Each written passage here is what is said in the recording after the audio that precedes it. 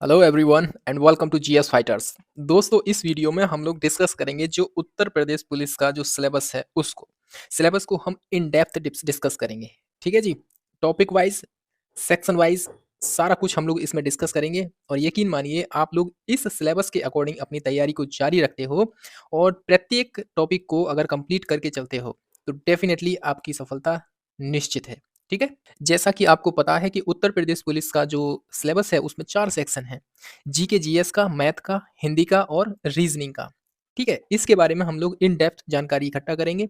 आप जो है इसकी पीडीएफ डाउनलोड करके इसको इसके अकॉर्डिंग अपनी तैयारी जारी रख सकते हो। ठीक है? योग्यता के बारे में भी हम चर्चा करेंगे। ओके? चलिए। चलिए देखते हैं क्या-क्या है हमारे सिलेबस में। सबसे पहले तो जो बेसिक इन्फॉर्मेशन होती है, जो हमारा नोटिफ़िकेशन जारी हुआ है उसके बारे में। और हाँ, एक चीज़ और मैं बता दूँ, यहाँ पर जो भी मैंने टाइप किया है, वो अपनी मर्ज़ी से कुछ भी टाइप नहीं किया है मैंने। और सब कुछ जो सिलेबस में लिखा हुआ है, उत्तर प्रदेश पुलिस का जो नोटिफ़िकेशन आया है उसमें लिखा हुआ है, एज़ इट इज़ मैंने उसको टाइप कर दिया है। ठीक है? अपनी तरफ से कुछ भी मैंने टाइप नहीं किया है। देखिए, जो पोस्ट है यानी पद का नाम है पुलिस कांस्टेबल। इसमें हालाँकि जो फायरमैन है, पीएसी वाले पद हैं, वो भी इंक्लूड हैं। ठीक है जी। टोटल पद आपको मिलेंगे 60,244 पद हैं। और चयन की जो प्रक्रिया रहेगी, इसमें सबसे पहले तो ऑफलाइन टेस्ट होगा। उसके बाद जो शारीरिक योग्यता है, यानी कि फिजिकल वगैरह होगा, देन मेडिकल और डीबी रहेगा। ठीक है जी। रजिस्ट्रेशन की डेट आपको देखने को मिलेगी यहाँ से 27 दिसंबर से रजिस्ट्रेशन स्टार्ट हो रहे हैं। ऑनलाइन फिल कर सकते हो आप जो है अपना फॉर्म। और ये 16 जनवरी 2024 तक एंड यानी कि लास्ट डेट रहेगी। हालाँकि इसमें 2 दिन का समय और मिलेगा, यानी कि 18 जनवरी तक करेक्शन का डेट होगी वो। अगर आप मान लो किसी भी तरीके से आपने फॉर्म में मिस्टेक कर दी है, तो आप उसको करेक्ट कर सकते हो 18 जनवरी तक। बट कोशिश कीजिए कि रजिस्ट्रेशन डेट स्टार्ट होने के बाद सबसे पहले आप अपना फॉर्म भरेंगे जितना जल्दी हो सके। ठीक है? क्योंकि ऑलमोस्ट फॉर्म जो हैं 25 से 30 लाख फॉर्म भरे जाएँगे, साइट दिक्कत कर सकती है। इसीलिए आप जो है स्टार्टिंग में ही अपना फॉर्म कंप्लीट करें और ध्यान से भरें ताकि उसमें गलती ना हो। ठीक है जी? चलिए, अब यहाँ पर देखेंगे योग्यता की बात करें हम, तो उन्होंने सिंपल सी भाषा में लिखा है कि 12th पास होना चाहिए, चाहे वो किसी भी स्ट्रीम से हो, यानी साइंस ग्रुप से हो, आर्ट साइड से हो, कॉमर्स हो। ठीक है? कोई फ़र्क नहीं पड़ता, केवल 12th पास होना चाहिए। और एक इम्पोर्टेंट चीज़ लिखी है कि वो भारत का निवासी होना अनिवार्य है। ठीक है? चलिए, उम्र की बात की जाए तो इसमें 1 जुलाई 2023 को व्यक्ति ने, जो फॉर्म अप्लाई कर रहा है उसने 18 वर्ष की उम्र कंप्लीट कर ली हो, 1 जुलाई 2023 को। ठीक है? मेल कैटेगरी में मैक्सिमम उम्र है 22 वर्ष और फीमेल कैटेगरी में मैक्सिमम उम्र है 25 वर्ष। इसको आप ध्यान रखेंगे। लेकिन उन्होंने यहाँ पे क्या किया है कि जो ओबीसी वर्ग है, एससी-एसटी वर्ग है, उनके लिए 5 साल की छूट दे रखी है। बट एक चीज़ यहाँ नोटिस करने वाली बात है कि ईडब्ल्यूएस और अनरिजर्व्ड कैटेगरी के लिए कोई उम्र में छूट नहीं दी है। ठीक है? और जो फ़ी रखी है उन्होंने सभी के लिए, एससी, एसटी, ओबीसी, अनरिज़र्व्ड, ठीक है, रिज़र्व्ड, सब के लिए उन्होंने ₹400 फ़ी रखी है। आप जो है फ़ी ऑनलाइन पेमेंट कर सकते हो, डेबिट कार्ड, रुपे कार्ड या मास्टर कार्ड से, या फिर आप जो भी ऑनलाइन पेमेंट करते हैं जिस तरीके से, जैसे फ़ोनपे या फिर पेटीएम वगैरह, तो वहाँ से आप ईज़िली इसको पे कर सकते हो। ठीक है? चलिए, अब यहाँ पे परीक्षा का पैटर्न देखेंगे आप लोग। परीक्षा के पैटर्न में आप सबसे पहले चीज़ देखिए, ऑफलाइन मोड में ये परीक्षा होगी और जो प्रश्न पत्र आपको मिलेगा वो द्विभाषी होगा, यानी कि वो हिंदी में भी होगा और इंग्लिश में भी होगा। ठीक है? तो आप देख लीजिए किस में आप ज़्यादा कंफर्ट फ़ील करते हो, आप उसी लैंग्वेज में आपको उसको जो है अटेम्प्ट करना है क्वेश्चन पेपर को। क्वेश्चन पेपर के अंतर्गत 150 प्रश्न होंगे और 150 प्रश्न में से आपको प्रत्येक प्रश्न 2 नंबर का होगा और प्रत्येक गलत प्रश्न के लिए 0.50, यानी कि कह सकते हैं कि 1/4 की नेगेटिव मार्किंग रहेगी इधर। ठीक है? यानी कि आपने अगर 4 प्रश्न गलत किए हैं, 4 प्रश्न गलत किए हैं तो 1 सही प्रश्न काट लिया जाएगा। ठीक है? तो ध्यान रखिए इस चीज़ का विशेष रूप से। परीक्षा के लिए कुल 300 अंक होंगे, 150 प्रश्न, 300 अंक। ठीक है? और समय 2 घंटे का रहेगा। नॉर्मलाइज़ेशन भी होगा। नॉर्मलाइज़ेशन क्यों होगा? क्योंकि ये जो परीक्षा है, एक बहुत बड़े लेवल पर होगी और एक दिन में कंडक्ट कराना इसको पॉसिबल नहीं है। इसीलिए अलग-अलग पारियों में हो सकता है 1 से 2 दिन, 4 दिन, 5 दिन में भी ये परीक्षा कंप्लीट कराई जाए। तो परीक्षा में जो प्रश्न पत्र होता है, कभी-कभी ईज़ी आ जाता है, कभी-कभी हार्ड आ जाता है। तो जो ईज़ी आ जाएगा उसके लिए तो फ़ायदा हो जाएगा और जो हार्ड होगा उसके लिए नुकसान हो सकता है, क्योंकि वो कम प्रश्न अटेम्प्ट कर पाएगा। तो इसी चीज़ को नॉर्मलाइज़्ड करने के लिए जो ईज़ी प्रश्न पत्र है उसके नंबर्स को कम करेंगे और जो हार्ड प्रश्न पत्र है उसको बढ़ाया जाएगा। ठीक है? इस तरीके से नॉर्मलाइज़ किया जाएगा दोनों को। यही होता है नॉर्मलाइज़ेशन। ठीक है? यानी कि सभी को इक्वल ट्रीट किया जाना है। प्रश्न पत्र का लेवल 10वीं लेवल तक का होगा, ध्यान रखेंगे। हालाँकि प्रश्न इससे भी ज़्यादा हार्ड आ सकते हैं, ओके? और अब देखेंगे हम यहाँ पर सामान्य ज्ञान, यानी कि जो जनरल नॉलेज है, जीके, जीएस वाला पोर्शन है, वहाँ से आपको 38 प्रश्न देखने को मिलेंगे और सामान्य हिंदी से 37 और संख्यात्मक मानसिक क्षमता जो होती है, यानी कि इसे कहते हैं मैथ, अपनी भाषा में कहें तो। मैथ से 38 प्रश्न होंगे और रीज़निंग से 37 प्रश्न होंगे। इस प्रकार 150 यानी 150 प्रश्न का जो होंगे इस प्रश्न पत्र में और प्रत्येक प्रश्न जो है 2 अंक का होगा। इस प्रकार 300 अंक आपको प्रश्न पत्र में देखने को मिलेंगे। ठीक है? चलिए, नेक्स्ट देखिए यहाँ पर हाइट की बात की जाए तो अनरिजर्व, ओबीसी और एससी इन सभी के लिए 168 सेंटीमीटर की हाइट होनी चाहिए। ठीक है जी? और महिलाओं के लिए 152 सेंटीमीटर की हाइट होनी चाहिए। एसटी कैटेगरी के जो लोग हैं, उनके लिए 165 और जो महिलाएँ हैं, उनके लिए 147 सेंटीमीटर की हाइट होनी चाहिए। फिजिकल एफिशिएंसी टेस्ट में जो मेल हैं, यानी जो पुरुष हैं, उनको 4.8 किलोमीटर की जो दूरी है, उसे कंप्लीट करना है 25 मिनट के अंतर्गत। लेकिन आप कोशिश कीजिए क्योंकि यहाँ पर मार्क्स जुड़ेंगे फिजिकल के, ठीक है? यहाँ पर देखिए जो आपका रिटन एग्ज़ाम रहेगा उसका और जो फिजिकल एग्ज़ाम रहेगा उसके, दोनों के मार्क्स ऐड ऑन होंगे जब जाकर आपकी फाइनल कट ऑफ बनेगी। ठीक है? इस चीज़ का ध्यान रखिए। तो जितना जल्दी हो सके इस दूरी को, यानी 4.8 किलोमीटर लगभग 5 किलोमीटर की दूरी को आप कोशिश कीजिए कि 20 मिनट या 18 मिनट में या उससे पहले कंप्लीट कर पाओ तो और अच्छी बात है। ठीक है जी? चलिए, और फीमेल के लिए 2.4 किलोमीटर की जो दूरी है वो आपको 14 मिनट में तय करनी होगी। ठीक है जी? चलिए, ध्यान रखना फिजिकल के मार्क्स ऐड ऑन होंगे रिटन एग्ज़ाम के साथ में, तब जाकर आपकी फाइनल कट ऑफ लगेगी। ओके, चलिए अब हम यहाँ पर सिलेबस को इन डेप्थ में डिस्कस करते हैं। सबसे पहले तो जीके और जीएस का जो पोर्शन है उसको डिस्कस करेंगे। ठीक है? देखिए यहाँ पर दे रखा है भारतीय इतिहास। जो भारत का इतिहास है उसमें आते हैं 3 सेक्शन। एक तो जो प्राचीन काल का भारत है उसका इतिहास रहेगा, एक है मध्यकालीन भारत का इतिहास और तीसरा रहेगा जो आधुनिक भारत का इतिहास है। आपको फोकस करना है मॉडर्न हिस्ट्री पर, यानी जो आधुनिक भारत का इतिहास रहा है उस पे फोकस करना है। उसके बाद थोड़ा फोकस करना है आपको मिडेवल पर और एंशिएंट हिस्ट्री, यानी जो प्राचीन काल का भारत है, वहाँ पर मैं आपको 4 या 5 पॉइंट बता रहा हूँ, जहाँ से प्रश्न हर बार आया है, आप उनको ही कंप्लीट करें।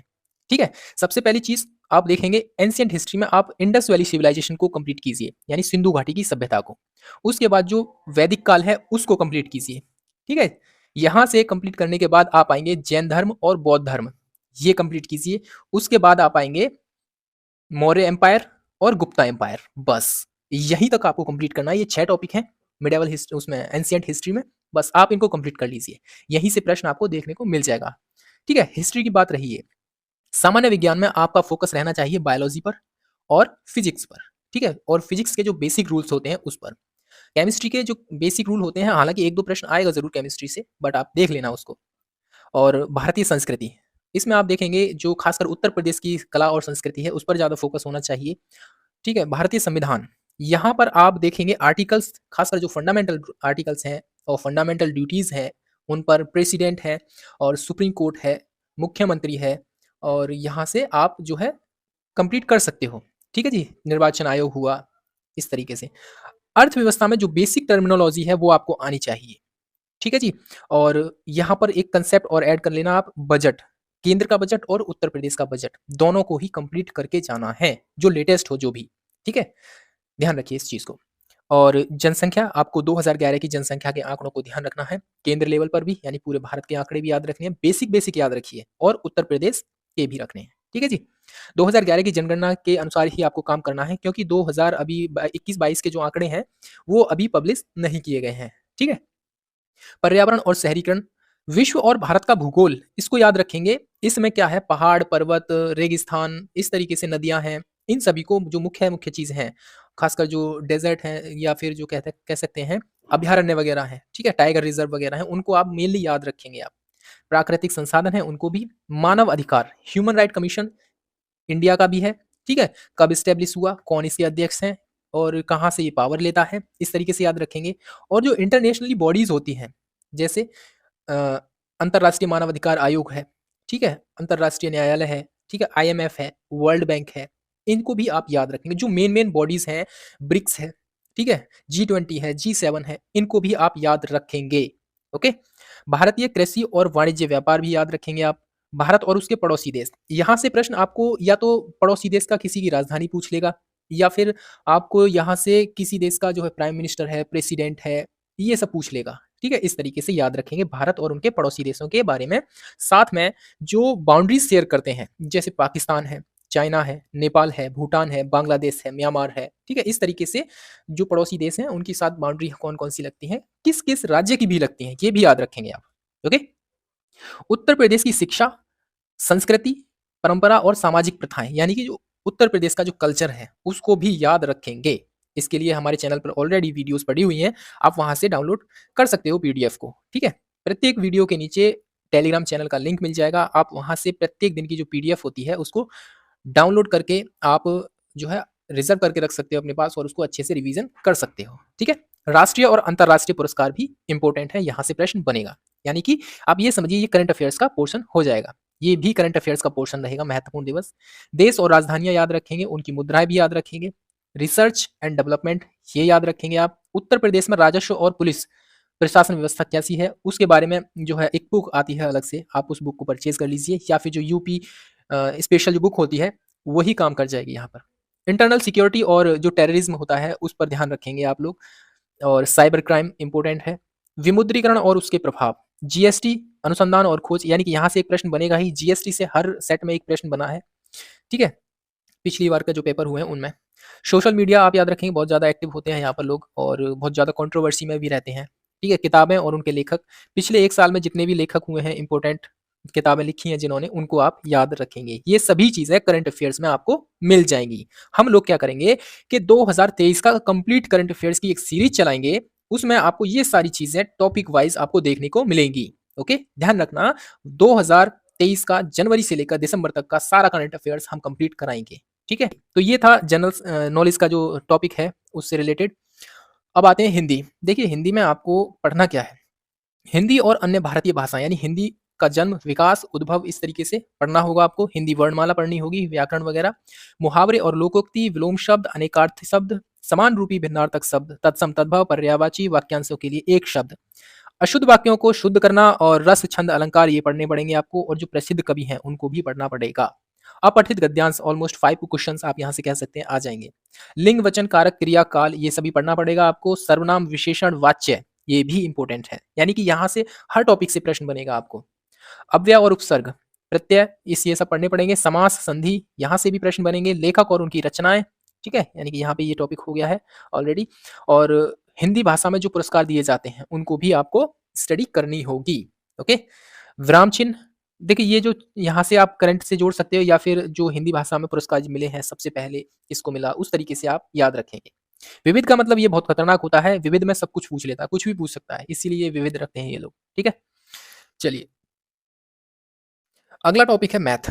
मैथ में आपको क्या पढ़ना है? एक तो नंबर सिस्टम यानी कि संख्या पद्धति, सरलीकरण, औसत, प्रतिशतता, साधारण ब्याज और चक्रवृद्धि ब्याज, दशमलव और भिन्न, अनुपात, समानुपात, लाभ, हानि, डिस्काउंट, कार्य समय और दूरी, मेंसुरेशन है, ठीक है? सारणी और ग्राफ का प्रयोग करना, विभेद, अंकगणितीय संगणना, एलसीएम, एचसीएफ पढ़ना पड़ेगा, ग्राफ और टेबल का यूज़ करना पड़ेगा आपको और क्षेत्रमिति है, मिश्रण है और मिसलेनियस इसमें यूज़ करना होगा। यहाँ पर एक सेक्शन और है मानसिक योग्यता का, मैथ में ही दे रखा है ये, ठीक है? आंकड़ों का तार्किक विश्लेषण करना है, डायरेक्शन है, ये देखेंगे आप रीज़निंग के टॉपिक लगते हैं ये, है ना? लेकिन ये मैथ में पूछे जाएँगे वहाँ पर और इनसे आपको अच्छे खासे प्रश्न भी बनेंगे, ठीक है? सांकेतिक संबंध है ना? परीक्षण हो गया, तार्किक आरेख हो गया, प्रत्यक्ष ज्ञान बोध और प्रभावी तर्क, ये सभी आपको जो है मेंटल एबिलिटी से संबंधित है। चलिए, लेकिन ये मैथ में पूछे जाने हैं। अब आइए रीज़निंग पर। रीज़निंग को इन्होंने 3 सेक्शन में डिवाइड किया है। सबसे पहला रीज़निंग एबिलिटी है और फिर है बुद्धि लब्धि यानी आईक्यू टेस्ट आपका चेक किया जाएगा और है मेंटल एबिलिटी। देखो, रीज़निंग एबिलिटी में क्या है? वर्गीकरण संबंध है, श्रृंखला, अंकगणितीय तर्क है, कोडिंग, डिकोडिंग, प्रॉब्लम सॉल्विंग, शब्द निर्माण, संख्या श्रृंखला, वर्णमाला और शब्द और आकृति वर्गीकरण। और यहाँ देखेंगे आप भिन्नता, निर्णायक क्षमता है, खाली स्थान को भरना है, समानता और भिन्नता है, विभेदन क्षमता है, ठीक है? अवधारणा, पर्यवेक्षण, विश्लेषण, निर्णय है, ये सभी इंपॉर्टेंट प्रश्न हैं, टॉपिक हैं, ठीक है? और एक चीज़ मैं फिर से क्लियर कर दूँ कि यहाँ पर जो भी कुछ लिखा है वो मैंने अपनी तरफ से बिल्कुल भी नहीं लिखा। जो भी उत्तर प्रदेश पुलिस द्वारा जो नोटिफ़िकेशन जारी किया गया है, एज़ इट इज़ मैंने उसको कॉपी कर दिया है यहाँ पर, ठीक है? आपकी सुविधा के लिए टॉपिक वाइज़ आप उसको कंप्लीट कर सकें इसके लिए, okay?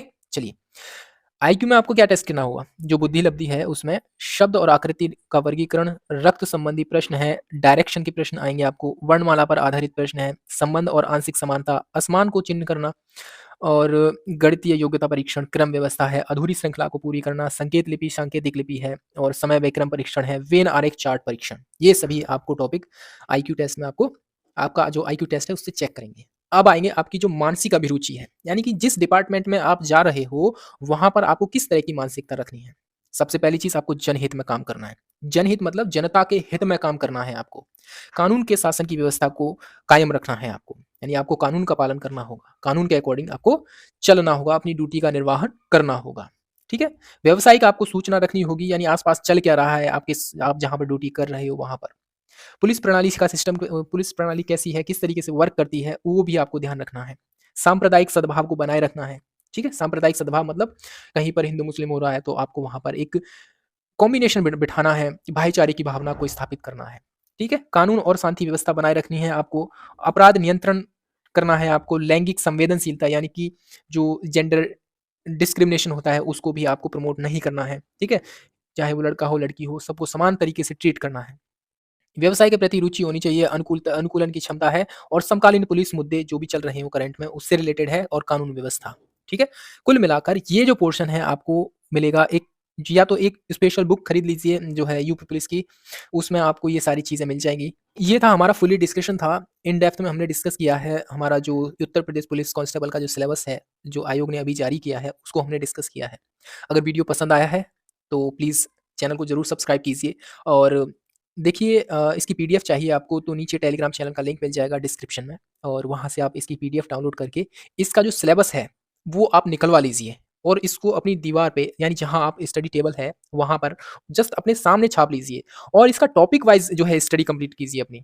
Definitely you will get success अगर आप टॉपिक वाइज इसको कंप्लीट करते हैं तो। ठीक है?